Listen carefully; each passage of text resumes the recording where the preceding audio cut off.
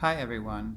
So I just thought I'd put out this video quickly because I had an idea and I thought the fastest way to sort of publish it to the people of who are involved with the Marianne Williamson campaign and the Tulsi Gabbard campaign would be to just say it into my camera because I had so much in my head and I couldn't write it all quickly.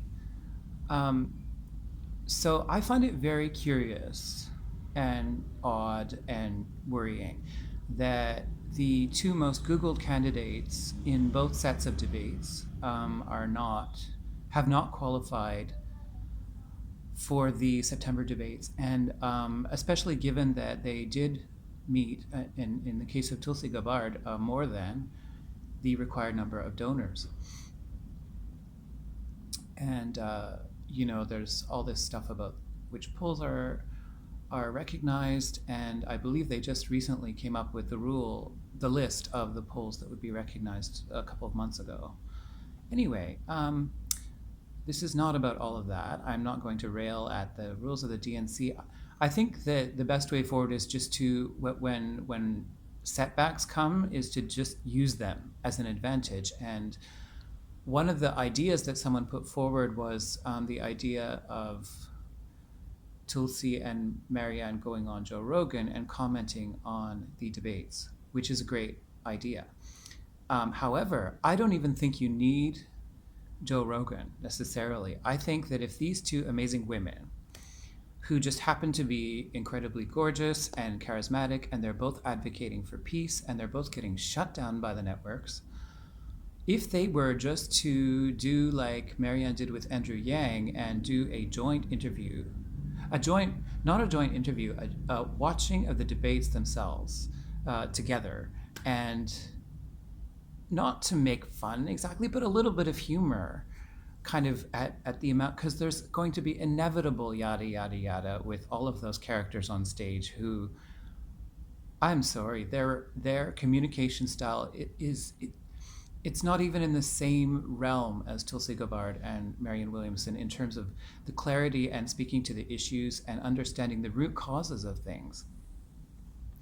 I actually, if I was to design my cabinet, I would put Marianne as the president and I would have Tulsi Gabbard as vice president, because of the fact that I think that Tulsi Gabbard is a little more specialized than Marianne Williamson in terms of foreign policy. I feel like, but I also feel like Tulsi Gabbard has a visceral understanding of the corruption in terms of legislation.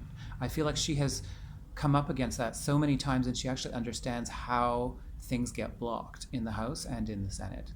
And it's happened to her a number of times. Which I think is useful information for Marianne Williamson, because people keep complaining that Marianne does not have the experience in the Senate or the House, which I don't think is an experience that you need to be president, although it's good kind of to have advisors on hand who know that stuff. And I feel like there are areas where Marianne and Tulsi disagree about foreign policy a little bit, because I feel like, as a Cancer, Marianne is much more of a hands-on kind of helper. And I think that Tulsi wants much more to let other countries live and be. But I also feel like if they had some concord, if they could compromise, it would actually be really a strong foreign policy. Because I think that Tulsi understands how foreign aid can be used as an excuse to meddle too much, and that historically the U.S. has caused a lot of problems when they're trying to help. And I don't know if Marianne understands exactly how that happens in the way that Tulsi does, but I feel like if they talked about it, they could both understand a lot more about each other's positions, and I feel like they would strengthen each other. Anyway, the main point I'm trying to make here is, if they were to comment, can you imagine the entertainment value and how potentially viral it could go if these two ladies, who were already the most Googled candidates at both debates, were to come together and just, I don't know, take the piss out of out of these ridiculous debates, which are basically an episode of Jersey Shore meets Fight Club.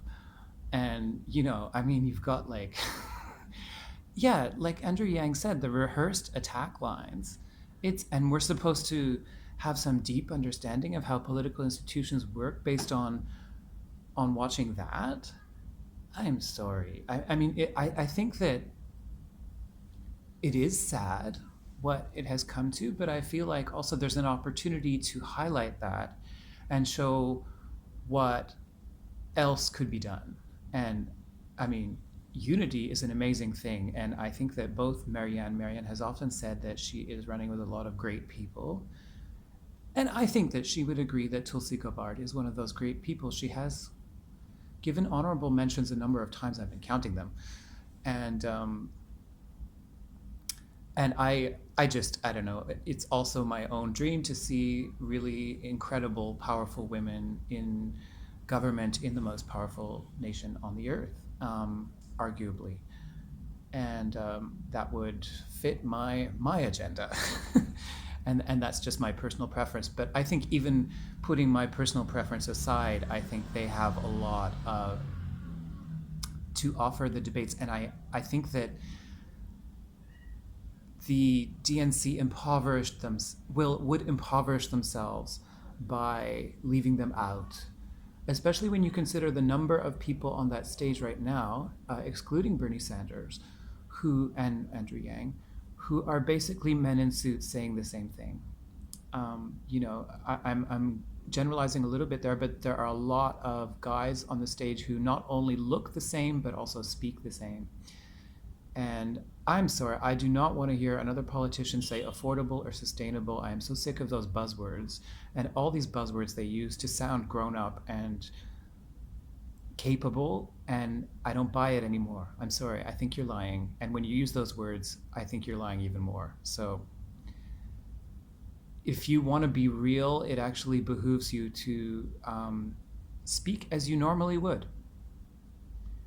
Do not try to sound, I don't know, like when they talk about people being presidential, I really hope that that kind of rhetoric is not what they mean. Because I've started come to associate those kind of buzzwords with lying.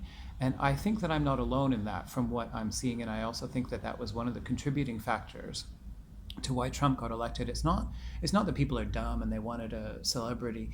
They wanted someone who talked like they meant what they were saying, not like someone who had rehearsed this kind of robotic, I don't know, like almost kind of what do you call it, like the news narrators, those computerized news narrators. Like, politicians are starting to sound like that, and it's very hard to believe that that kind of voice that sounds like the voice on the telephone that says, your call cannot be confirmed, it is dialed, is really advocating for you. Like it's become so impersonal and so removed. And this is the problem that people have with politicians, is that they feel that they are very removed. They are too much in their ivory towers, and they do not have a visceral sense of what people are going through. I do think that Tulsi Gabbard and Marianne Williamson and Bernie Sanders and Andrew Yang genuinely know what people go through. I think that they're enough on the ground to know that. And so I would like to see Marianne Williamson and Tulsi Gabbard, and I'm going to share this video to their groups, would come together and watch the debates and comment. If you want to use any independent news network like Mikasa Sukasa or Joe Rogan or whoever, it would add to the velocity of the thing. And but it's up to you what you want to choose. New Progressive Voice is also a great news outlet. Anyway, that's my idea. I wanted to put this out there. I love you both. You're so inspiring. Thank you for running. I was never interested in politics until I saw you ladies. So go Tulsi Gabbard, go Marianne Williamson. Thank you for all